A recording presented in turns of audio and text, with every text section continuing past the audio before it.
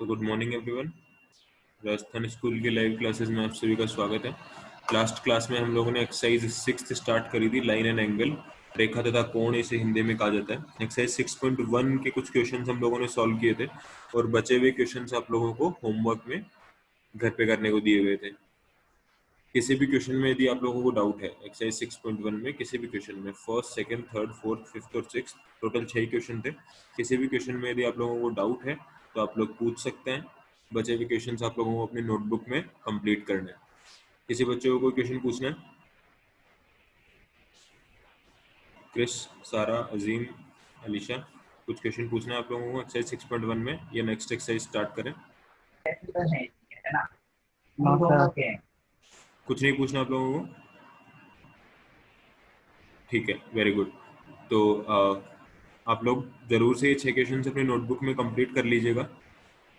अब आप लोगों को एक्सरसाइज 6.2 के लिए कुछ जरूरी जो चीज़ें हैं वो समझा देते हैं। तो सबसे पहले आप लोग समझिए कि पैरेलल लाइंस क्या होती हैं और ट्रावर्सल क्या होता है। ठीक है, पैरेलल लाइंस मतलब समानांतर लाइंस। हिंदी में इसको क्या कहा जाता है? समानांतर। कोई भी दो रेखाएं जो एक दूसरे को काटती नहीं है, कोई भी दो रेखाएं जो कि अनंत बिंदु तक एक दूसरे को काटे नहीं, उन लाइंस को क्या कहा जाता है? पैरेलल लाइंस या फिर समानांतर लाइंस। अब यदि कोई दो लाइंस एक दूसरे को काटती हैं, मतलब एक लाइन यूं जा रही है और एक लाइन यूं जा रही है, तो इस बिंदु पर ये लाइन एक दूसरे को काट देती है, तो इस बिंदु को क्या कहा जाता है? इस बिंदु को डिस्टिंक्ट पॉइंट या फिर ट्रांसवर्सल कहा जाता है। हिंदी में से कहते हैं प्रतिच्छेदी बिंदु। इन समानांतर रेखाएं इन्हें कहा जाता है और इन रेखाओं को क्या कहा जाता है? अंतरछेदी रेखाएं, या फिर आप इंटरसेक्टिंग लाइंस भी याद रख सकते हैं। जहां पर एक दूसरे को काटती हैं उस बिंदु को ट्रांसवर्सल कहा जाता है। ये आप लोगों की बेसिक समझ हो गई। अब इसमें एंगल्स किस प्रकार से बनते हैं वो समझिए। तो इन दोनों रेखाओं को देखिए, एक रेखा है आपकी M, एक रेखा है आपकी N, और एक रेखा आपकी ये वाली है L। एक मिनट, हाँ, तीसरी रेखा आपकी L। तो L जो रेखा है वो M और N को कहाँ कहाँ पर काट रही है? वो P पॉइंट पर काट रही है और एक Q पॉइंट पर काट रही है। तो अब हम लोग इसमें इंटीरियर और एक्सटीरियर एंगल्स देखेंगे। कौन से? अंतः कोण और बाह्य कोण। अंतः कोण मतलब इंटीरियर एंगल्स और बाह्य कोण मतलब एक्सटीरियर एंगल्स। ठीक है, तो अब आप लोग सिर्फ मेरे को कोण नंबर के हिसाब से साथ साथ समझ के बताइए कि कौन से कोण तो इनमें से अंतः होंगे और कौन से कोण इनमें से बाह्य होंगे। एंगल नंबर 1 बताइए। एंगल नंबर 1 आपके हिसाब से इसका बाहर का कोण होगा या फिर अंदर का कोण होगा? जवाब दीजिए।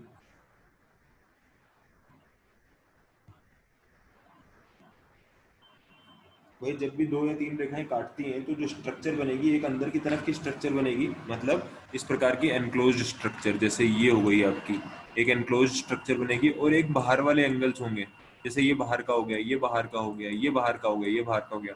तो आप लोगों का 8, 7, 2 और 1, ये तो आपके बाह्य कोण आ जाएंगे, एक्सटर्नल एंगल जिन्हें कहा जाता है। और इंटीरियर किन्हें कहा जाएगा?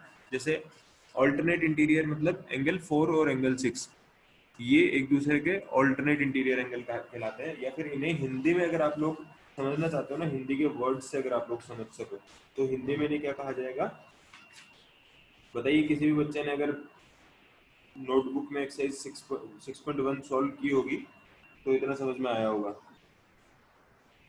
बता देता हूँ साथ के साथ, कोरिस्पॉन्डिंग एंगल्स को जो कहा जाता है उन्हें कहा जाता है संगत कोण। कोरिस्पॉन्डिंग एंगल्स मतलब संगत कोण। उदाहरण बताता हूँ साथ के साथ। ये आपकी एक लाइन है, ठीक है, इसमें कॉरेस्पॉन्डिंग एंगल्स मतलब ये वाला एंगल और ये वाला एंगल, जो एक ही रेखा अलग अलग रेखाओं को काटने के साथ बनाती है, मतलब ये वाला एंगल इसके जस्ट नीचे वाले को क्या कहेंगे? कॉरेस्पॉन्डिंग। अब इसी हिसाब से बताइए इसका कॉरेस्पॉन्डिंग या फिर संगत कोण कौन सा होगा? एंगल 6। इसका कॉरेस्पॉन्डिंग या संगत कोण कौन सा होगा? एंगल 7। इस वाले का कौन सा होगा संगत कोण? एंगल 8। साथ के साथ जवाब देते जाइए, आप लोगों को भी क्लास में इंटरेस्ट रहेगा। इसमें कुछ ऐसा तो है नहीं कि आप लोगों को अगर आएगा नहीं तो कुछ पनिशमेंट है। बस अपने आप को अनम्यूट रखिए और जो जो सवाल आपको समझ में आते जाएं वो उनके जवाब साथ साथ देने की कोशिश कीजिए। ज़्यादा से ज़्यादा गलत जवाब देंगे कोई फ़र्क नहीं पड़ेगा, अगली बार याद रहेगा कि आपने ये जवाब गलत दिया था, तो उस बार कम से कम आप सवाल को सही सॉल्व करेंगे। अब हम लोग नेक्स्ट क्या देखेंगे? Alternate interior angles. इन्हें हिंदी में क्या कहा जाता है? एकांतर अंतःकोण। एकांतर अंतःकोण। तो एंगल एक बार मैं बता देता हूँ कि ये जो है एंगल, इसका एकांतर अंतःकोण या फिर ऑल्टरनेट इंटीरियर एंगल ये वाला है, एंगल 6, इसका ये वाला है। तो अब बताइए इस हिसाब से एंगल 3 का एकांतर अंतःकोण कौन सा होगा? Angle, five very good, five. Very good. बस इतना ही आपको याद रखना है। तो आप लोगों को यहाँ पर याद कर रखना है कि एकांतर अंतःकोण कौन से होते हैं। इसका तो होगा ये, और इस वाले का होगा ये। और आपका संगत कोण या फिर कॉरेस्पॉन्डिंग एंगल कौन सा होगा? इसका तो होगा ये, इसका होगा ये, और इसका कौन सा होगा? ये। इस प्रकार से आप लोगों को याद रखना है। अगला मेरे को आपको समझाना है ऑल्टरनेट एक्सटीरियर एंगल्स कौन से होते हैं। इसे हिंदी में कहा जाता है एकांतर बाह्य कोण। एकांतर बाह्य कोण एक मैं बता देता हूँ, दूसरा आप बताएंगे। ये वाला जो एंगल है, इसका एकांतर बाह्य कोण ये है, ठीक है।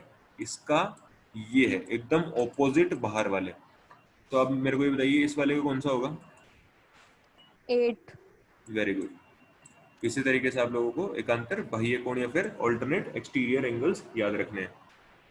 अगला जो इम्पोर्टेंट हमारा है वो क्या है कि जो आपकी प्रतिच्छेदी लाइन है, या फिर इसको क्या कहा जाता है? तिर्यक रेखा, इसे कहा जाता है तिर्यक रेखा। तो ये जो आपकी तिर्यक या फिर ट्रांसवर्सल है, इसके एक ही साइड पर बनने वाले जो इंटीरियर एंगल्स हैं, ठीक है, इसको कैसे डिफाइन करते हैं? अगर मैं आपको बताता हूँ कि इसका इंटीरियर ट्रांसवर्सल एंगल ये है, तो बताइए इसका कौन सा होगा? अगर 4 का 5 है तो इसका कौन सा होगा? 6। 6, वेरी गुड। मतलब दो रेखाएं जो हैं, जब उनको एक तिर्यक रेखा काटती है, तो उसके एक ही साइड के, तिर्यक रेखा के एक ही साइड के, तो इसी साइड के हैं 4 और 5, और एक ही साइड के मतलब इस साइड के दोनों कौन से हैं? 3 और 6। इस प्रकार से आप लोगों को एंगल्स का रिलेशन याद रखना है। इसके बाद जो आपकी इंपॉर्टेंट चीज आती है इसमें, वो मैं साथ के साथ बता देता हूँ आप लोगों को। तो कुछ यहाँ पर आप लोगों की प्रमेय है, प्रमेय भी आप लोगों को याद रखनी है, आपकी बोर्ड में आएगी। बट जरूरी है कि पहले आप लोग एक्सरसाइज के क्वेश्चन सॉल्व करना सीख लें फॉर्मूले की हेल्प से। जब आप लोग क्वेश्चन सॉल्व करना सीख जाएंगे, उसके बाद आप लोग प्रमेय भी सॉल्व कर पाएंगे। तो पहली जो आपकी प्रमेय है जो आप लोगों को याद रखनी है, वो आप कौन सी याद रखेंगे? 6.2, ये रही आपकी थ्योरम 6.2 जिसे कहा जाता है। तो उसमें क्या समझाया जाता है कि यदि कोई तिर्यक रेखा, यदि कोई ट्रांसवर्सल लाइन दो समानांतर रेखाओं को, दो पैरेलल लाइंस को काटती है, तो each pair of alternate interior angle is equal. तो जो अल्टरनेट इंटीरियर एंगल्स होंगे ना, वो इक्वल होंगे। अल्टरनेट इंटीरियर एंगल्स कौन से होंगे? इसका अल्टरनेट इंटीरियर एंगल कौन सा होगा? अल्टरनेट की बात कर रहे हैं। अभी हम लोगों ने लास्ट में सीखा था कि एक ही तरफ वाले, अभी हम लोग क्या बात कर रहे हैं? अल्टरनेट। इसका अल्टरनेट एंगल होगा ये, और इसका अल्टरनेट एंगल होगा ये।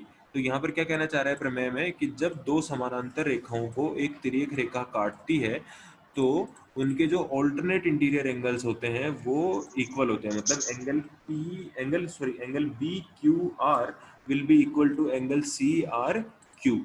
Angle B Q R will be equal to angle Q R C. और इसी प्रकार ये वाला जो एंगल है वो किसके इक्वल होगा? इस वाले एंगल के। तो angle A Q R will be equal to angle Q R D. Angle A Q R will be angle equal to Q R D. इस प्रकार से आप लोगों को याद रखना है। ये आपकी पहली प्रमेय है। दूसरी आपकी प्रमेय क्या कहती है कि यदि कोई तिर्यक रेखा, ये प्रमेय आप याद रखिएगा, इन प्रमेय से ही सवाल सॉल्व होंगे। यदि कोई तिर्यक रेखा, दूसरी प्रमेय कहते हैं कि यदि कोई तिर्यक रेखा दो लाइंस को काटती है इस प्रकार कि उनके जो इंटीरियर एंगल्स हैं वो इक्वल हैं, तो वो रेखाएं समानांतर होंगी। मतलब पहली प्रमेय आप लोगों को क्या समझाया गया? पहली प्रमेय में आपको समझाया गया कि दो समानांतर रेखाओं को यदि कोई तिर्यक रेखा काटती है तो उनके जो अंतः कोण होंगे वो बराबर होंगे। और दूसरी लाइन में आपको क्या समझाया गया है? यदि कोई तिर्यक रेखा किन्हीं दो रेखाओं को काटती है और उनके यदि अंतः कोण बराबर है, तो इसका मतलब क्या होता है कि ये दोनों रेखाएं समानांतर होंगी। तो ये प्रमेय सिर्फ एक दूसरे के इनवर्स है, वाइसा वर्सा है। मतलब यदि आपको मैं कहूं a is equals to B, तो इसका मतलब ये भी तो होता है कि b is equals to a। उसी प्रकार प्रमेय एक में कहा गया है कि दो रेखाओं को जब काटने पर अगर एंगल बराबर आ जाता है तो वो समानांतर रेखाएं होंगी। और दूसरी प्रमेय में क्या कहा गया है? यदि रेखाएं समानांतर है तो काटने वाली रेखा के अंतः कोण बराबर होंगे। ये बेसिकली आप लोगों को प्रमेय 6.3 और 6.4 में समझाया गया है। थ्योरम 6.3 और 6.4 में आप लोगों को यही समझाया गया। अब इसके बेसिस पे कुछ क्वेश्चंस आप लोगों को सॉल्व करना है। ये क्वेश्चंस उदाहरण है, तो इनकी सॉल्यूशन आप लोगों को साथ के साथ यहीं पर दिए हुए हैं, इसलिए आप लोग सिर्फ पढ़ लीजिएगा, आपको समझ में आ जाएगा। हम लोग एक्सरसाइज के क्वेश्चंस करते हैं ताकि आप लोगों के होमवर्क में हेल्प मिल सके। ठीक है, एक्सरसाइज 6.2 जो है आपकी, वो पूरी इन दो प्रमेय पे सॉल्व हो जाएगी। साथ के साथ मेरे को बताते जाइए, देखिए इसमें कितने सवाल है टोटल, हम देख लेते हैं। एक्सरसाइज 6.2 में आपके वही 6 ही सवाल हैं। आप लोग डिसाइड कर लीजिए कि पहले और दूसरे सवाल में से आप कौन सा करवाना चाहते हैं। कुछ क्वेश्चंस हम लोग क्लास में सॉल्व करते हैं, कुछ क्वेश्चंस आप लोग घर पे सॉल्व करेंगे और एक्सरसाइज 6.2 कंप्लीट हो जाएगी। पहले और दूसरे क्वेश्चन में से डिसाइड कीजिए कौन सा करवाना चाहते हैं। सेकंड। सेकंड आप लोग करना चाहते हैं, ठीक है, वेरी गुड। तो देखिए सेकंड क्वेश्चन जो है आपका, वो बेसिकली आपका अनुपात समानुपात की आप लोगों को चीजें आनी चाहिए। तो मैं बता देता हूँ ये सॉल्व कैसे होगा। अनुपात समानुपात के आप लोगों को बेसिक फॉर्मूला आता है। यदि मैं आपसे कहूँ कि ए और बी का जोड़ जो है वो 10 है और ए इज टू बी 3:7 है, तो ए और बी की वैल्यू आप निकाल सकते हैं। ये आता है आप लोगों को अनुपात समानुपात। ये आप लोगों को कॉन्सेप्ट क्लियर होना चाहिए ये सवाल करने के लिए। ये अनुपात समानुपात अपने 9th क्लास से एक बार सीख लीजिएगा, उसके बाद ये क्वेश्चन कीजिएगा। क्वेश्चन करने का तरीका मैं आप लोगों को बता देता हूँ। तो क्वेश्चन किस प्रकार सॉल्व होगा, सबसे पहले हम लोगों को क्या दिया गया है कि ए बी जो लाइन है वो सी डी के पैरेलल है और सी डी जो लाइन है वो ई एफ के पैरेलल है। मतलब ये तीनों रेखाएं जो हैं वो क्या हैं, समानांतर हैं, पैरेलल रेखाएं हैं।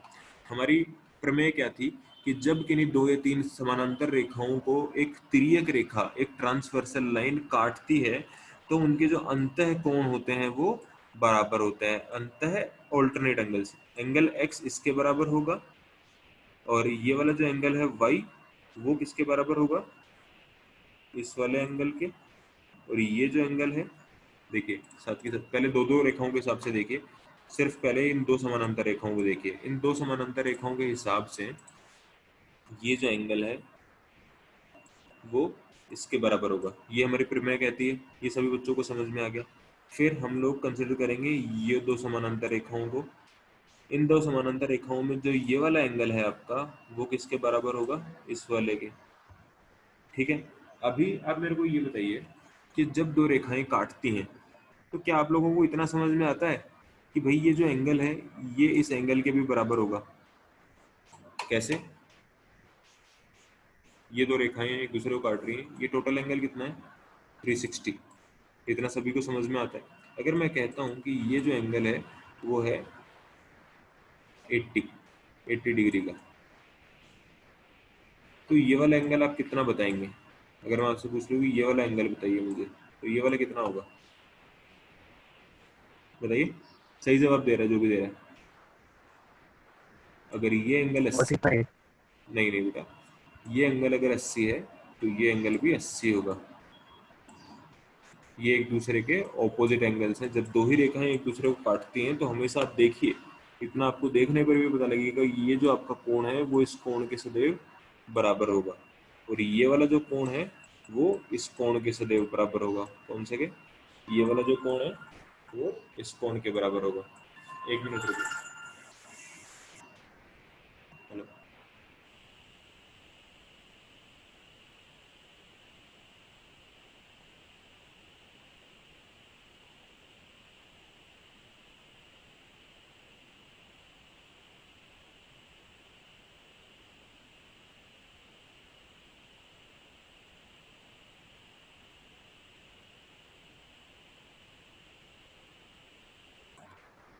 Sorry for the disturbance.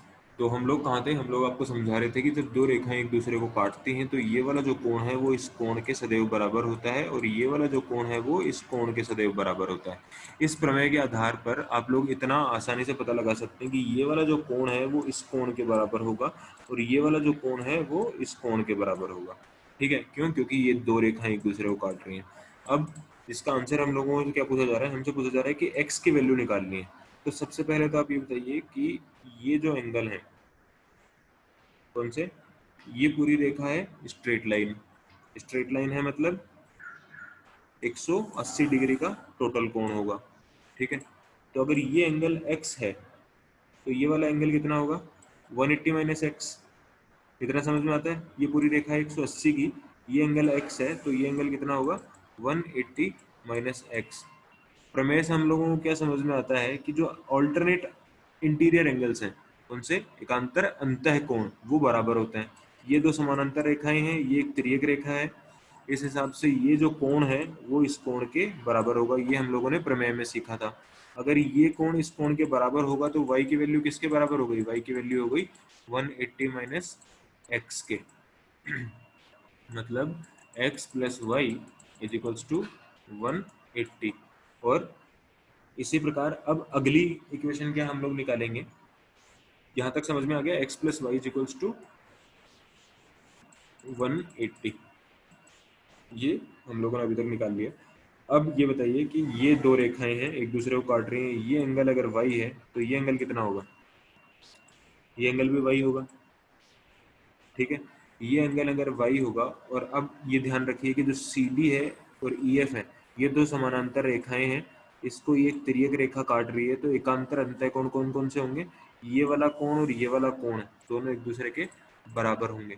अगर ये कोण और ये कोण एक दूसरे के बराबर है तो मतलब ये होगा इसके बराबर y, और ये अगर इसके बराबर है तो ये भी y। तो y प्लस जेड की वैल्यू कितनी होगी बताइए? भाई ये एक स्ट्रेट लाइन है, स्ट्रेट लाइन से देखो कितने डिग्री का 180 एंगल बनाता है? 180। तो y प्लस जेड की वैल्यू कितनी होगी? 180। 180 और y इज टू जेड की वैल्यू कितनी दी हुई है? 3:7। 180 क्या आप y और z निकाल सकते हैं? क्या आप y और z निकाल सकते हैं?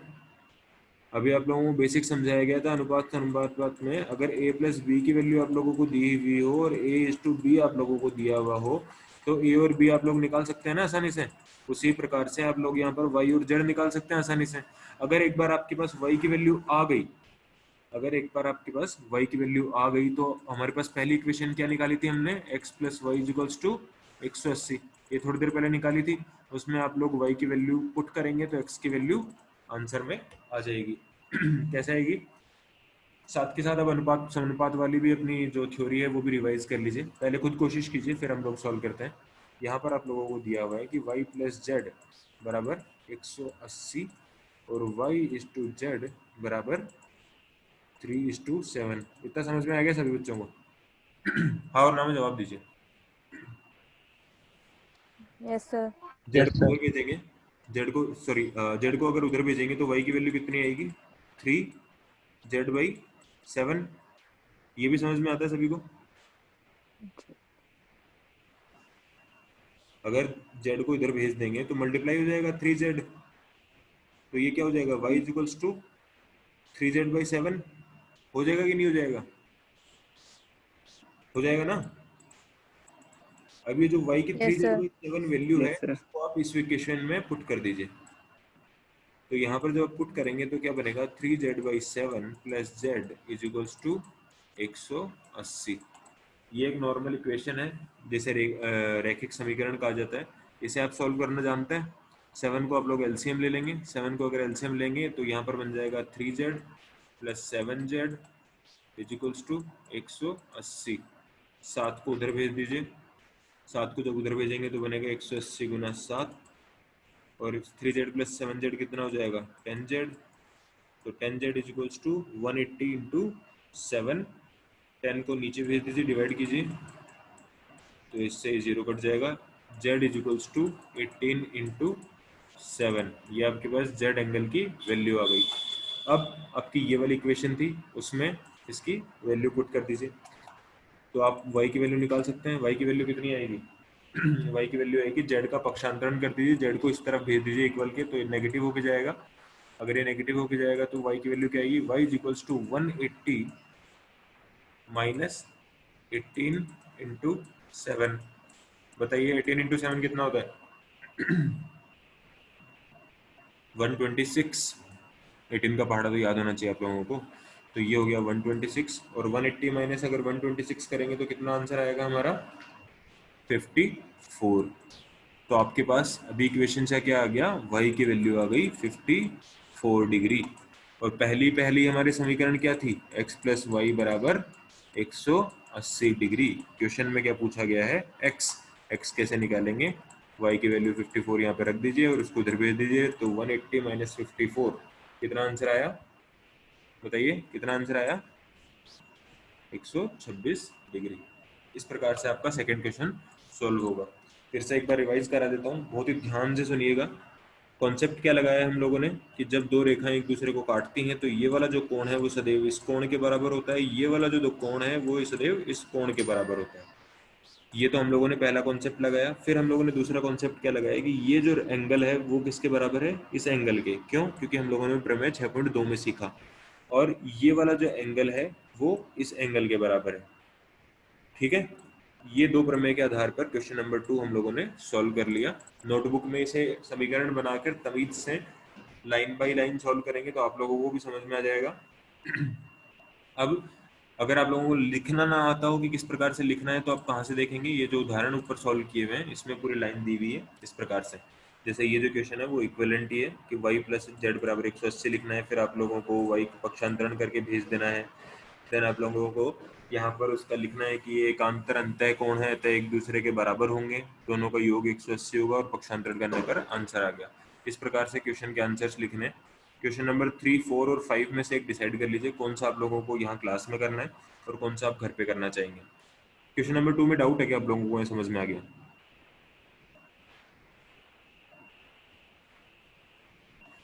क्वेश्चन नंबर 2 में डाउट है या समझ में आ गया? सर समझ में आ गया। ठीक है, 3, 4 और 5 में से एक डिसाइड कर लीजिए कौन सा करवाना समझ में आ गया सर। 3, 4 और 5 में से एक डिसाइड कर लीजिए कौन सा करवाना है, वो हम लोग क्लास में कर लेते हैं, बचे हुए आप घर पे कीजिएगा। फोर्थ। तो आप लोगों को फोर्थ क्वेश्चन क्लास में करवाना है। अभी क्वेश्चन में क्या दिया गया है उसको सुनिए पहले। क्वेश्चन में दिया गया है कि जो आपकी रेखा PQ है वो रेखा ST के समानांतर है, पैरेलल है। कौन सी रेखा? PQ जो है वो ST रेखा के समानांतर है, और आपके पास कोण PQR की वैल्यू दी गई है और आपके पास कोण RST की वैल्यू दी गई है। फिर आपसे फाइनली पूछा है एंगल QRS निकालिए। एंगल QRS, ये वाला एंगल आप लोगों को निकालना है, क्वेश्चन में ये पूछा गया है। हिंट ऑलरेडी क्वेश्चन में दिया गया है। हिंट क्या है कि ST एक लाइन ST के समानांतर खींचिए पॉइंट R से, पॉइंट R से मतलब ये वाली रेखा खींची। ये आप लोगों का हिंट है। एक रेखा हम लोगों ने खींची AB। अब ये क्वेश्चन सॉल्व करना है। ठीक है, इस रेखा को एक बार इस प्रकार बढ़ा लीजिए, नहीं भी बढ़ाएंगे तो कोई दिक्कत नहीं है, आप इसको रहने दीजिए। अभी सवाल कैसे सॉल्व करेंगे? प्रमेय 6.2 में हम लोगों ने क्या सीखा था कि जब दो समानांतर रेखाओं को, कौन कौन सी, AB और ST को एक तिर्यक रेखा SR काटे तो जो अंतः एकांतर कोण होते हैं वो इक्वल होंगे। मतलब ये वाला जो एंगल होगा वो इस एंगल के बराबर होगा। कौन सा? नहीं, हाँ, ये इस पूरे एंगल के, ये वाला जो एंगल है वो इस पूरे एंगल के बराबर होगा। तो ये अगर 130 डिग्री दिया हुआ है तो ये वाला एंगल कितना होगा? ये टोटल 130 डिग्री। कौन सा angle? BRS। Angle BRS will be equal to 130 degree. ये आप लोगों को समझ में आ जाना चाहिए अभी तक। रेखा एक बार फिर से खींच देता हूँ। दूसरा हमारे प्रमेय क्या कहती है कि जो एक पूरी रेखा होती है, एक सीधी जो रेखा होती है, उस पर टोटल कोणों का जो योग होता है वो कितना होता है? 180 डिग्री। मतलब angle BRS plus angle SRA will be equal to 180 degree. अगर ये वाला एंगल 130 है तो ये बचा हुआ एंगल कितना हुआ? 180 माइनस 130 कितना हुआ? 50 डिग्री। तो हम लोगों को इस कोण की वैल्यू भी पता लग गई। अब अगर ये अगली हमारी प्रमेय क्या होती है कि जो अंतः कोण होते हैं, कौन कौन से, जैसे दो समानांतर रेखाएं हैं, इसको एक तिर्यक रेखा काट रही है, तो जो अंतः कोण होते हैं इनका योग 180 डिग्री होता है। कैसे प्रूव करेंगे? ये वाला 130 है, ये वाला 50 है, 130 प्लस 50 180। तो हाँ भाई, प्रमेय तो सही है। इसी हिसाब से ये वाली समानांतर रेखा और ये वाली समानांतर रेखा देखिए और ये वाली तिर्यक रेखा देखिए। अगर ये 110 है तो ये वाला कोण कितना होगा? अंदर वाला। अगर ये वाली एंगल 110 है तो ये अंदर वाला कोण कितना होगा? 180 माइनस 110 कितना हुआ? 70 डिग्री। 70। Very good. तो अगर अब यहाँ पर देखिए, इसको मैं साफ कर रहा हूँ। अभी तक हम लोगों ने क्या निकाल लिया है कि ये जो आपकी रेखा है उसमें ये वाला एंगल कितना है 50, ये वाला एंगल कितना है 70। अब बस ये देख लीजिए कि पूछा क्या है, एंगल क्यू आर एस, ये वाला एंगल पूछा है। ये टोटल कितनी है लाइन 180। 180 में से 3 कोण बन रहे हैं, एक की वैल्यू आपको पता है 70, दूसरे की वैल्यू आपको पता है 50। दोनों को घटा देंगे तो ये बची हुई वैल्यू आ जाएगी, आएगी कि नहीं आएगी? ओके, तो 180 में से 70 घटाया तो 110, 110 में से 50 घटाया तो 60। तो इस क्वेश्चन का आंसर आप लोगों को क्या हो गया 60। ये जो एंगल है वो कितना डिग्री होगा 60।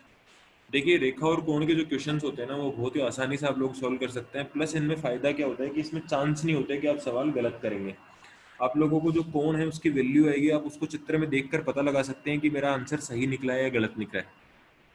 आप लोग यहाँ पर देख के पता लगा सकते हैं कि अगर ये कोण 110 है और ये जो टोटल है ये मुश्किल से 90 यहाँ पर होता होगा, तो इतना सा कोण ऑब्वियसली 90 से कम ही होगा और हमारा आंसर क्या है 60।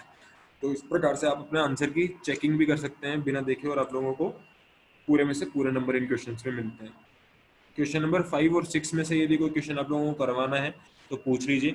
फिर आप लोगों का आज का होमवर्क होगा, ये वाली एक्सरसाइज आप लोगों को घर पे अपने नोटबुक में कंप्लीट करनी है एंड देन हम लोग नेक्स्ट क्लास में एक्सरसाइज 6.3 सॉल्व करेंगे।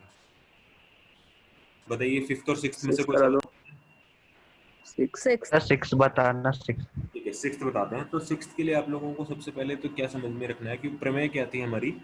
प्रमेय थी हमारी कि अगर दो समानांतर रेखाओं को, क्या प्रमेय सीखी थी आज की क्लास में हम लोगों ने, दो समानांतर रेखाओं को एक तिर्यक रेखा काटती है तो उसके जो अंतः कोण है एकांतर वो बराबर होते हैं। और दूसरी प्रमेय क्या थी कि यदि दो रेखाओं को एक तिर्यक रेखा काटती है और उसके अंतः कोण बराबर हैं, यदि ये दोनों कोण बराबर हैं तो ये रेखाएं क्या होंगी समानांतर। ये हम लोगों ने सीखा था। क्वेश्चन में पूछा गया है कि सिद्ध कीजिए कि ए बी जो है वो सी डी के पैरेलल है। ए बी जो लाइन है वो सी डी लाइन के पैरेलल है। ये आप लोगों को क्वेश्चन में प्रूव करना है। समझा देता हूँ, लाइंस में उत्तर में लिखना आप लोगों को खुद है कॉपी के अंदर लैंग्वेज के साथ। समझाते कैसे हैं देखिए, सबसे पहले तो क्वेश्चन पढ़िए कि क्वेश्चन में क्या बताया गया है। पी क्यू और आर एस दो कांच हैं जो कि एक दूसरे के समानांतर रखे हुए हैं। ये दो कांच एक दूसरे के समानांतर रखे हुए हैं। तो क्वेश्चन को आप लोग ऐसे देखिए, कांच से आप लोगों को मतलब नहीं है, आप लोग तो बस इतना याद रखिए कि पी क्यू और आर एस दो लाइन है जो कि एक दूसरे के समानांतर हैं। ठीक है, दूसरी लाइन क्या कहती है कि एक लाइन आती है A B, A B line आती है और जो पी क्यू पर भिड़ती है बी पर। एक लाइन आती है ए बी, पी क्यू पर भिड़ती है बी पर और ये वापस पीछे की तरफ रिफ्लेक्ट होती है इस तरफ और सी पर भिड़ती है आर एस पे एंड देन वापस इस तरफ चली जाती है। ये एक लाइन आप लोगों को बताई गई है। आप लोगों ने बेसिक फिजिक्स के अंदर ये चीज देखी होगी कि एक कांच पे जिस एंगल पर लाइट आके गिरती है ना, एग्जैक्टली उसी एंगल पे वापस जाती है। मतलब ये जो कोण होता है वो इस कोण के बराबर होता है। ये फिजिक्स का नॉर्मल बेसिक रूल है। आप लोगों को ये सवाल यहाँ पर कैसे सॉल्व करना है वो देखिए। सबसे पहले आप लोगों को बताया गया है कि ये जो रेखा है वो इस रेखा के समानांतर है। ये हो गई आपकी एक तिर्यक रेखा। ठीक है, अगर ये एक तिर्यक रेखा है और हम लोगों को कांच की प्रॉपर्टी बताया है हम लोगों को कि ये वाला जो कोण है वो किस कोण के बराबर होगा, इस कोण के। ये आप लोगों को समझ में आता है। उसी हिसाब से अब ये कंसिडर कीजिए कि ये दो समानांतर रेखाएं हैं, इसको एक तिर्यक रेखा ये वाली काट रही है। कौन सी तिर्यक रेखा काट रही है, रेखा BC। तो उसमें जो इसका ये कोण है वो किसके बराबर होगा, इस टोटल कोण के। ये तो ऑब्वियस चीज है भाई। और ये जो कोण है वो किस कोण के बराबर होगा, इस वाले कोण के। यहाँ तक आप लोगों को समझ में आ जाना चाहिए। ये दो समानांतर रेखाएं हैं, ये आपकी एक तिर्यक रेखा है, ये जो कोण है वो इस कोण के बराबर होना चाहिए। ये जो कोण है आपका वो इस कोण के भी बराबर है क्योंकि भाई ये तो कांच का नियम है। तो अगर ये कोण इसके बराबर है, उसी प्रकार ये सूरज की किरण है जो कांच से यहाँ टकरा रही है और यहाँ परावर्तित हो रही है, तो ये वाला जो कोण है वो भी इस कोण के बराबर होगा। होगा कि नहीं होगा?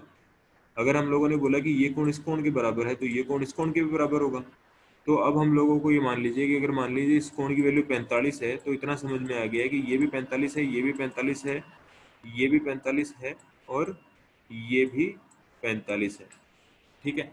अब दो रेखाएं कंसिडर कीजिए, एक रेखा सी डी, सॉरी, दो रेखाएं कंसिडर कीजिए, एक रेखा सी डी और एक रेखा ए बी। ये दो रेखाएं कंसिडर कीजिए और ये रेखा तिर्यक रेखा कंसिडर कीजिए बी सी। तो हम लोगों ने क्या देखा कि ये जो कोण है, कौन कौन सा, ये कोण और ये कोण एक दूसरे के बराबर हैं, ये हम लोगों ने अभी तक पता लगा लिया। मतलब अंतः एकांतर जो कोण है वो एक दूसरे के बराबर हैं। तो प्रमेय 6.4 हमारी क्या थी कि दो समानांतर रेखाओं, सॉरी दो रेखाओं को जब कोई तिर्यक रेखा काटे और उसके ये कोण बराबर हों, कौन कौन से, ये कोण और ये कोण एक दूसरे के बराबर आ जाएं, तो मतलब ये जो दो रेखाएं हैं वो एक दूसरे के क्या होती हैं, समानांतर। तो इस प्रमेय के आधार पर हम लोग क्या सिद्ध कर सकते हैं कि ये जो रेखाएं हैं वो एक दूसरे के समानांतर हैं, और ये दोनों ही रेखाएं क्या हैं, ए बी और सी डी। यही क्वेश्चन में पूछा गया है, prove that A B is parallel to C D. ये आप लोगों की प्रमेय के बेसिस पर क्वेश्चन सिद्ध करना होगा। इस सवाल में क्या आप लोगों को कोई डाउट है तो पूछ सकते हैं, मैं समझा दूंगा एक बार फिर से। और यदि कोई डाउट नहीं है तो आज का ये होमवर्क है आप लोगों का, क्लास हम लोग एंड करेंगे अभी। बताइए, कुछ पूछना है भाई? बेसिक बेसिक यदि आप लोगों को डाउट आ रहे हैं तो मैं फिर से बता देता हूँ, सारे यस डाउट्स आपके सॉल्व कहाँ से होंगे, सिर्फ इन दो प्रमेय से। ये दो प्रमेय आप लोगों को अच्छे से समझ लेनी है, 6.4 और 6.5। ये दो जो रेखाएं होती हैं उनको जब एक तिर्यक रेखा काटती है तो उनके जो ऑल्टरनेट इंटीरियर एंगल्स होते हैं वो बराबर होते हैं, ये तो 6.3 है। और जब दो रेखाओं को एक तिर्यक रेखा पे काटने पर उनके इंटीरियर एंगल्स बराबर हों तो इसका क्या मतलब होता है कि वो दोनों लाइंस पैरेलल हैं। ये दो प्रमेय आप लोग अगर याद रखेंगे तो प्रश्नावली 6.2 एक्सरसाइज 6.2 के सारे क्वेश्चंस आप लोगों से सॉल्व हो जाएंगे। अब बताइए, कुछ पूछना है किसी बच्चे को या क्लास एंड करें?